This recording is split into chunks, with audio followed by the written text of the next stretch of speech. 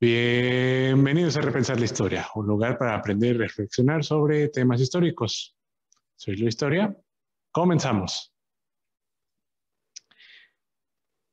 ¿Qué tal, mi comunidad de repensadores? Comenzamos un nuevo tema y episodio. Hoy les comentaré sobre las reformas borbónicas. El nombre es muy curioso, ya que pues, a la fecha siempre me recuerda a los bombones. No tengo idea por qué, pero quizás es cosa mía. Pero nada que ver, es un tema trascendental para entender la independencia o las independencias, mejor dicho, de Hispanoamérica y del sistema político que tiene la mayoría de los países occidentales. Así que, sin más, vamos a hablar de algunos antecedentes. Acompáñenme a esta transmisión. Pues bien, para entrar ya en materia en lo que es las reformas borbónicas, hay que recordar que el Imperio Español estuvo, gobernado por dos casas reales en lo que duró el virreinato de la Nueva España. Por ejemplo, tenemos la Casa de Austria, serían los Habsburgo, y los Borbón o los Borbones, que ellos van a estar durante el siglo XVIII. La Casa de Austria, recuerden, del siglo XVI, XVII, y vamos a llegar al siglo XVIII ya con ese cambio. Pero, ¿cómo sucedió ese cambio? Bueno, en realidad, durante los años 1642 y 1713, la minería novohispana, que era la base de la economía, se entró en un estancamiento de grandes proporciones. Hubo una crisis enorme ahí. Aunque para finales del siglo XVII se dio una recuperación, no se pudo entablar una estabilidad. Las sequías que habían golpeado también duramente las cosechas propició la formación de revueltas sociales que fueron sofocadas con el tiempo. Entonces estamos hablando de una época finales del siglo XVII en donde tenemos estos problemas de la minería, las sequías y sin más, bueno, pues tenemos los reinados de Carlos I, que lo recordaremos por la conquista de México, cuando hablamos de Hernán Cortés, Carlos I o Carlos V, para que se acuerden de quién es este personaje. Y luego tenemos pues, los reinados de Felipe, ¿no? Felipe II, Felipe III y Felipe IV. Durante el virreinato de la Nueva España y en algunas colonias también, o virreinatos de América, pues va a existir una cierta autonomía por parte de la corona española. Ponemos así, entre comillas, de autonomía, bueno, pues porque sí lo dejaban un poquito que tomaran las decisiones, un poquito sola la colonia, pero eso evidentemente, pues nada más veían al virreinato o a los virreinatos como sacar dinero, dinero, dinero. Y también, pues no hubo una buena administración por parte de la corona española. ¿Quién siguió después de Felipe IV?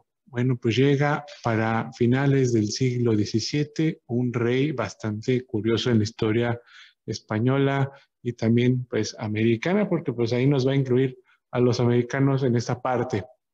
Carlos II, el hechizado, sufrió desde su infancia una multitud de enfermedades que mis amigos de YouTube ahí lo verán. Te cuento a mis amigos de Spotify, del podcast. No articuló palabra hasta los 4 años.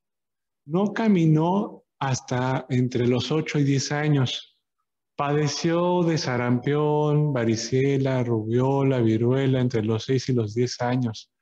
Y bueno, toda esta cantidad de enfermedades, si ustedes googlean y buscan un retrato de Carlos II, el llamado el hechizado, por la cantidad de enfermedades que tuvo, pensaron que era víctima de algún acto de brujería y de ahí pues el seudónimo. Si les recuerdo, si buscan esta imagen de Carlos II, encontrarán pues ahí que tiene un pañuelo detectando un poquito la enfermedad que tiene Carlos II. Carlos II había sido proclamado o había sido logrado proclamado rey a la tierna edad de 4 años, a los 4 años de haber sido rey. Pero nunca se puso demasiado esmero en su educación, por lo mismo que se creía que quizás no iba a durar tanto, entonces no se educó lo suficiente. A su falta de formación se le sumó el escaso interés por las letras y la falta de resolución o capacidad de mando que tuvo al frente del reinado. A partir de 1696, la salud del rey sufrió un deterioro importante, al punto de que se empezó a especular sobre su muerte. Evidentemente, esto lo fue acompañando desde su nacimiento y a dar por hecho que no tendría hijos. Eso también va a ser un grave problema porque pues no va a haber descendencia. Provocó una compleja red de intrigas palaciegas, de chismes en la corona, con implicaciones en las potencias europeas. ¿Quién se iba a quedar al mando? Ahora, ¿qué casa real se iba a quedar al mando del Imperio Español? ¿Quién diría que las múltiples enfermedades de un hombre tuvieran repercusión en distintas partes del mundo? Bueno, pues ahí está Carlos II. En su primer testamento, que no se ha conservado, Carlos II legaba todos sus dominios de la monarquía a José Fernando Baviera, de 3 años de edad, príncipe y bisnieto de Felipe IV. Sin embargo, José Fernando moriría 3 años después. Entonces, para su mala suerte, también a quien se le quería, se murió. Finalmente, para el año 1700, Carlos II firmó un nuevo testamento por el que nombraba heredero universal a Felipe d'Anjou, futuro rey Felipe V, nieto del rey de Francia, de Luis XIV, el Rey Sol, quien recordaremos allá en algunas clases de historia universal, recordarán al rey Luis XIV, el llamado Rey Sol, quien es el representante del absolutismo en Europa, ¿no? Rey Sol porque todo giraba en torno a él, ¿no? Ahí estaba el representante del absolutismo. Fue así de fácil que se le pasó la corona de una casa, de la casa de Austria a la casa de Borbón. No, no fue fácil. Obviamente va a haber, así como en los terrenos de la abuela, quien se oponga a que por qué se lo dieron a él y no a aquel. Y bueno, esto pues ya saben cómo se resuelve en aquel mundo del siglo XVIII, empezando el siglo XVIII, pues una guerra. La Guerra de Sucesión Española. Esta guerra se ocasionó por la falta de un sucesor al trono español. A nadie le importó que Carlos II hubiera dicho, este va a ser... A nadie le importó eso. El rey Luis XIV de Francia creyó que podría poner a uno de sus nietos en la península y así maximizar su influencia en toda Europa y obviamente pues en América. Los españoles no estaban de acuerdo. Además, hubo otros reinos que se oponían al crecimiento francés, Holanda y Portugal, por lo cual se inició una batalla que duró 13 años. Finalmente, Felipe V, o Felipe de Anjou, tomó el trono español y por tanto de América, a cambio de la renuncia a sus derechos al trono francés. Y pues la guerra acabó con el Tratado de Utrecht. Y así dijeron, bueno, pues si ya está aquí Felipe, pues vamos. El cambio sirvió para observar pues cómo estaba la administración tanto en la metrópoli en España como en sus colonias. Y pues, oh sorpresa. Dentro de estos reyes que estamos viendo en la presentación, te platico brevemente, pues tenemos a Felipe V, Felipe de Anjou, Fernando VI, Carlos III y Carlos IV, que son los reyes que nos va a tocar ver en la Nueva España durante este último siglo, el siglo XVIII, y que todos están involucrados en una corriente filosófica, política, que se va a ir perfeccionando con el tiempo, llamado despotismo ilustrado. Esta corriente surgió, una corriente política, perdón, en Europa en el siglo XVIII, en la cual el poder ya no provenía del derecho divino, es decir, como en el absolutismo, sino de la sociedad a través de un contrato social entre el rey y el gobierno, donde éste le otorgaban todo el poder al Estado, quien debía ver por los intereses del pueblo. Estas ideas provenían de la burguesía, pues quería que se repartiera el poder político. Y pues la frase que condensa este despotismo ilustrado, todo para el pueblo, pero sin el pueblo. Es decir, el pueblo no decide, pero todo lo que hago es para su bien. Entonces vamos a observar que estos reyes van a estar involucrados en esta corriente política y quien más se va a adentrar en esa corriente política pues va a ser Carlos III. ¿No? Se van a empezar a hacer ciertas reformas, sí, con Felipe V, con Fernando VI, pero Estas reformas van a pegar más para Carlos III aplicarse en América, Fernando VI un poquito empezarlas a plantear, a observar los territorios, qué se podía mejorar, porque se dan cuenta que la administración de los Habsburgo había estado muy, muy mal y ya estaba como casi en declive el imperio español. Entonces, estas reformas o estos cambios de leyes querían levantar otra vez al imperio.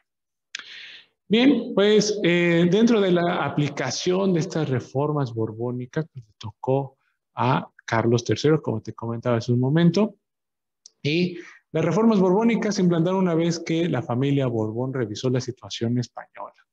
Los Borbones se dieron cuenta que había que reestructurar el imperio español para poder sacarlo de la crisis.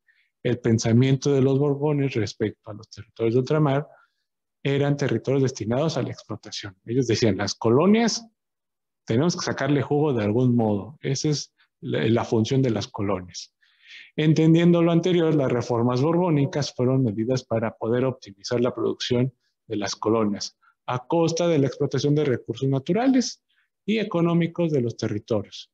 Entonces, por allá recordarán que se empezó a hacer algunos mapas antes de la llegada de Carlos III de cómo estaba organizado el territorio, las famosas intendencias, que ahorita vamos a platicar un poquito de ello, pero es eso, ver cómo estaba compuesto el territorio, quiénes estaban al frente de cada virreinato, hasta qué extensión tenían, es decir, revisar qué se tiene para poderle sacar un provecho, ¿no? Entonces, las reformas más drásticas se dieron durante el reinado de Carlos III y por ello pues las vamos a dividir en estas partes. Les sugiero a mis amigos que dan clases o que están viendo, bueno, traten de dividirlas así porque es un poquito más sencillo para los chicos el recordarlo, ¿no? Incluso para nosotros poder ver o tener esta estructura de cómo están acomodadas las reformas borbónicas, es mucho más sencillo poderlas entender. Bueno, eh, ¿qué reformas hubo? Hubo unas reformas administrativas. Estas reformas administrativas se encargaron de, obviamente, reorganizar el Consejo de Indias que lo vimos en nuestro primer episodio del Virreinato de la Nueva España. Acabó con la Casa de Contratación de Sevilla, y que ya ahorita veremos más adelante, cambió de Sevilla a Cádiz. Debilitó la influencia de la aristocracia en materia política, es decir, la nobleza ya no se iba a meter tanto en la política, vamos a limitarlos porque pues nada más están sacando dinero del erario y no están haciendo algo productivo. Impulsó a la burguesía otorgando cargos administrativos, ok, a esos comerciantes que les va bien y que necesitan tener decisiones políticas, vamos a premiarlos con un cargo, ¿sí? Entonces ahí un poquito va a ir sacando a flote a los comerciantes. Modificó la división política de la Nueva España, creando el sistema de intendencias.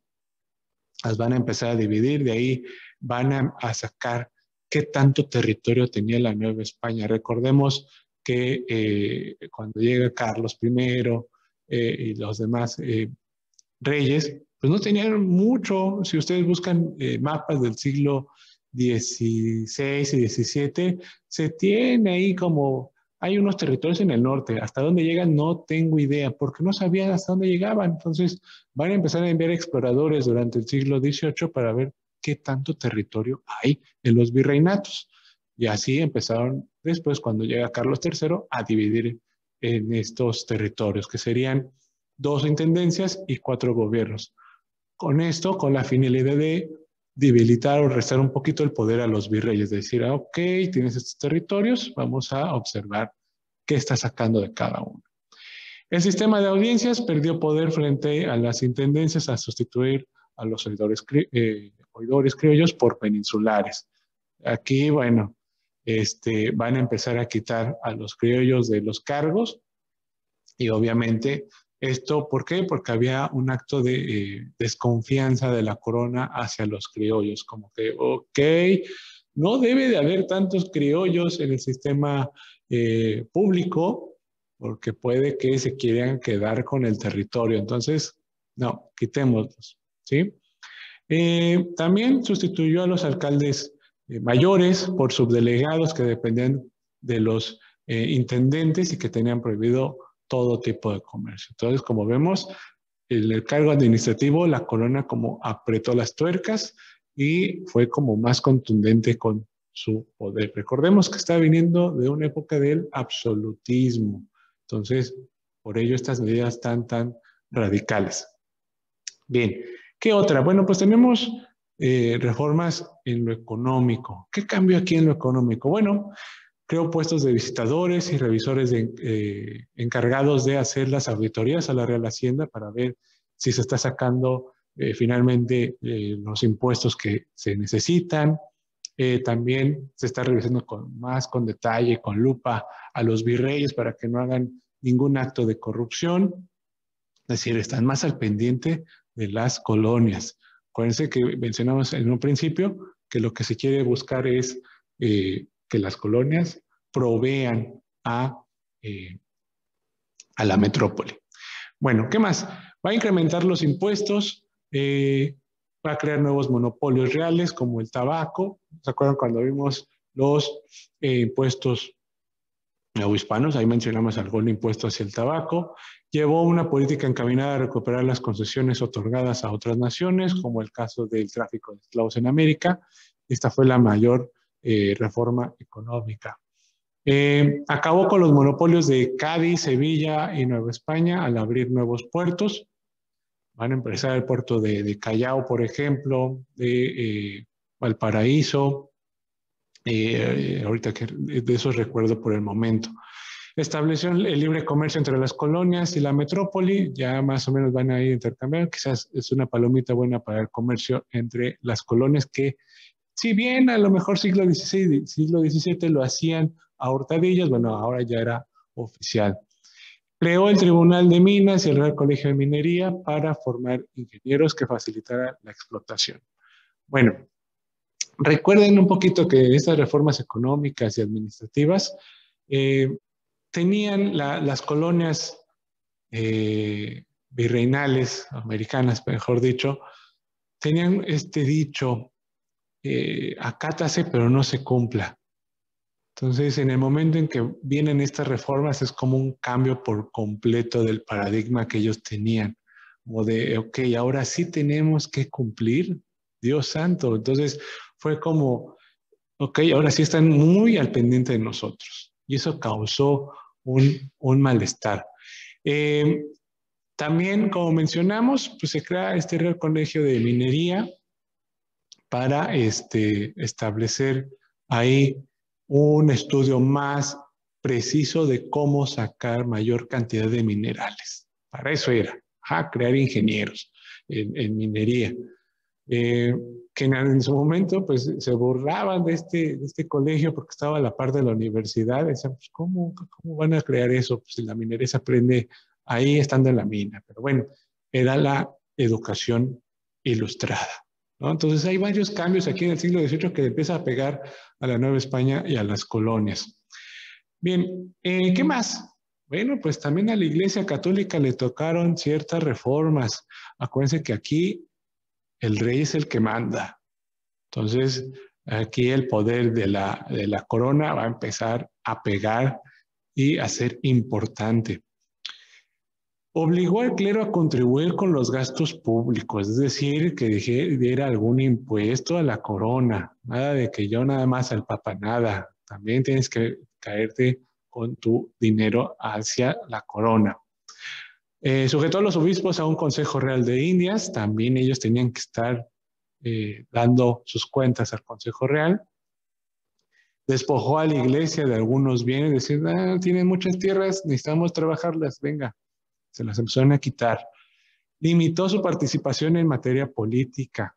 Ya no van a estar ahí tanto los sacerdotes o los obispos o arzobispos en el Consejo Virreinal, por ejemplo, en las audiencias, ya van a limitar un poquito su participación. Y lo que desencadenó, o que lo cual escuchamos mucho, que quizás no entendemos a bien por qué es tan importante y que en realidad es muy importante, es la expulsión de todos los territorios españoles a la orden de los jesuita, es decir, de la Compañía de Jesús, por allá en el año 1767. ¿Qué sucedió? Bueno, vamos a hacer un detalle en eso porque es la reforma que más consecuencias va a tener. Y vamos a ver por qué. La expulsión de los jesuitas fue un mensaje hacia el papado, pues el rey Carlos III quería enviar el mensaje al Vaticano, que se tenía que someter a la corona. Sin embargo, como destaca Carlos Fuentes en su libro El espejo enterrado, las reformas borbónicas habían promovido el estudio de las ciencias en España, pero en Nuevo Mundo habían sido precisamente los jesuitas quienes habían fomentado tales estudios modernos. Recordemos, ahí acaba la cita, recordemos que pues los jesuitas se habían dedicado a la labor educativa, entonces así educaban al criollo como al mestizo, daban educación tal cual al hijo del español, al criollo o al español que llegaba de América, lo educaban, entonces había ahí una educación muy igualitaria, si lo queremos ver así, y que se preocupaban por el territorio americano. Esto se puede observar en el edicto de 1767 del virrey Marqués de la Croix, que mencionaba así. Estas son palabras muy fuertes y que nos marca lo siguiente. Pues de una vez, para lo venidero, deben saber los súbditos del gran monarca que ocupa el trono en España, que nacieron para callar y obedecer, y no para discurrir ni opinar en los altos asuntos del gobierno. Ese dicto que que lee el Marqués de la Croix en el momento de la expulsión, puta, es increíble ahí la imagen del despotismo ilustrado o del absolutismo, en donde, y a mí sobremanera me llama mucho la atención esta parte, que nacieron para callar y obedecer y no para discurrir ni opinar. Es decir, son unos niñatos que no entienden las cosas que estamos haciendo, entonces ustedes nada tienen que callar y obedecer, punto. Ajá. Como esa famosa frase que usan los papás o que usan los papás para decir, soy tu padre y te callas, punto. ¿No? O sea, hace lo que yo digo. Así la corona con los jesuitas y con el gobierno, con la población en general. Evidentemente, este gesto de expulsión causó revueltas y descontentos en la población y que en una carta privada a su hermano, el Marqués de la Croix, pues sabía muy bien que los jesuitas eran muy queridos por todos. De hecho, en esa carta que le envía a su hermano menciona lo siguiente: eran dueños absolutos de los corazones y conciencias de todos los habitantes de este vasto imperio. O sea, sabía la importancia de los jesuitas, pero, hombre, tenemos que tener en cuenta que una cosa es tu opinión privada y otra cosa, pues tu trabajo público. Entonces, no le podía decir que no al rey Carlos III, que le ordenó que diera ese edicto. Y ante las revueltas, el rey Carlos III ordenó a la Inquisición lo siguiente. Dice, prohibido expresamente que nadie pueda escribir, declarar o conmover con pretexto de estas providencias en pro o en contra de ellas. Antes impongo silencio en esa materia a todos mis vasallos y mando que a los contraventores se les castigue como reos de lesa majestad. Es decir, que aquel que esté opinando, imagínense esto, aquel que esté opinando de si está a favor o en contra de estas disposiciones de correr o no a los jesuitas, dice, a mí no me importa, pero si hay alguna persona que empiece a opinar de ello, va a ir como reo, como atentado hacia la majestad. Y eso les dice, eso tienen que hacer ustedes, miembros de la Santa Inquisición. Hay de ustedes en donde yo escuche que se está opinando sobre eso, se escriba.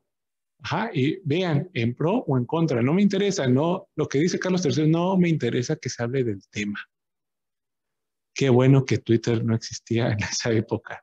Ajá. Entonces, muchas cosas que estamos aquí viendo, que, hay que entenderlo así, estamos hablando del absolutismo y del despotismo ilustrado del siglo XVIII. Entonces, donde el rey se hace del poder, sabe del poder que tiene, y entonces lo hace saber a toda la población. Obviamente, pues eso no les gustó a nadie. Ajá. Así pues, los jesuitas fueron expulsados de los territorios americanos, de todos. Nada de que, yo me quedo, no, todos. Ajá. Desde Argentina hasta México van a ser expulsados, ¿no? Que hay unos en la Alta California, ok, se está en labor de evangelizar, que se queden un momento más, pero si no, de regreso, ¿sí? Entonces les decía, pues así fueron expulsados del territorio americano. Y también hubo aquí un detalle. Quedaron bastante tiempo varados frente al puerto de Roma en Ostia, pues aceptarlos, que el Papa los aceptara de inmediato provocaría ahí un enfrentamiento con la corona española y portuguesa. Entonces, es como, ok, vamos a dejar que las aguas se calmen y ya después se vienen aquí a Roma. ¿Qué más pasó? Bueno, ya los expulsaron, la gente quedó muy descontenta, pero los jesuitas, reactivos como son, no se quedan con las ganas.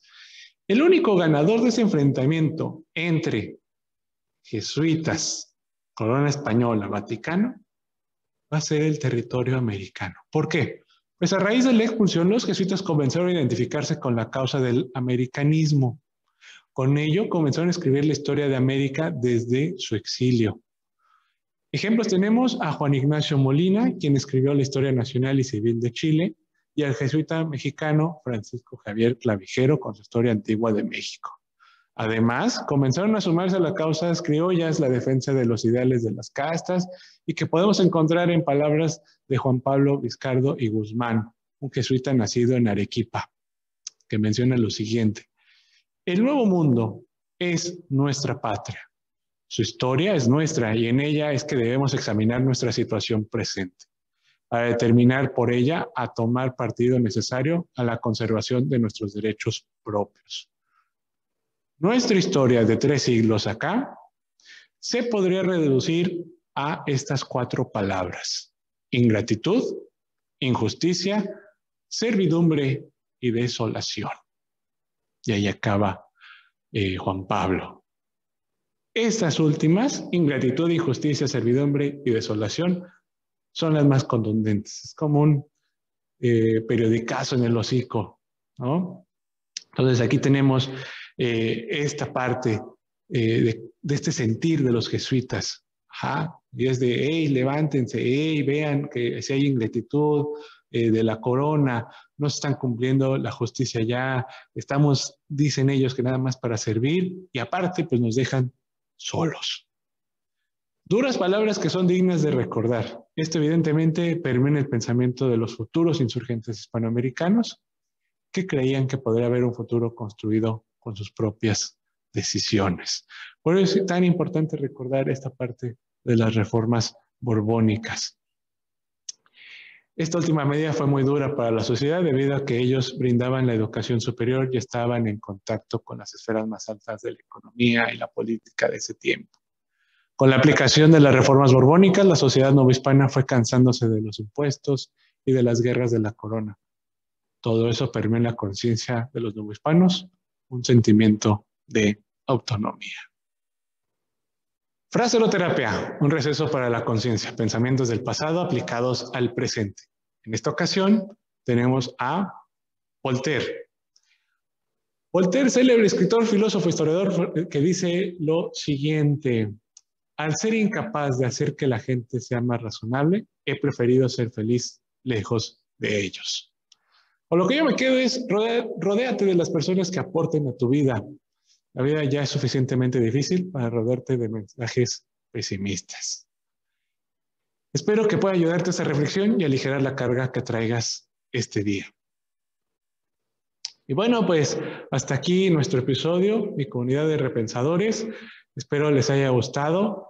No olvides compartir y comentarnos qué es lo que te gustó del programa. ¿Qué opinas de estas reformas? ¿Te agradó? A mí, en lo personal, me despertó como un sentimiento americano. Siempre como que me despierta ese fervor de, sí, o sea, nosotros en esta tierra de América tenemos esta situación. Y vean que eso nace a partir del exilio, de extrañar la tierra. Si tú eres un mexicano, eres un americano que está en Europa y ten en cuenta que siempre, no me vas a dejar mentir, se extraña el territorio nacional o el propio. Entonces, ¿qué opinas de esta reforma? ¿Te gustó? ¿Qué opinas de las citas que rescatamos de los jesuitas? Con mucho gusto te leo en las redes sociales, en Facebook o Instagram. Por supuesto, si te gustó, pues regálame tu like, suscríbete, síguenos en nuestras redes sociales de Facebook, Instagram, de Repensar la Historia. También, si están pendientes de las redes, ahí en Facebook e Instagram, ya subí, por fin, ya subí las frases, la fraseroterapia. Ahí estás para que puedas compartirla y si a ti te dejó algo esa frase, bueno, pues compártela, a lo mejor a alguien más le puede servir durante su día o amenizar su tarde y la plática, ¿no? Quizás esas palabras resuenen y le dé un aliento o un ánimo a otra persona. Y bueno, y por último, recuerda, siempre se puede aprender algo del pasado. Soy Luis Historia, hasta la próxima.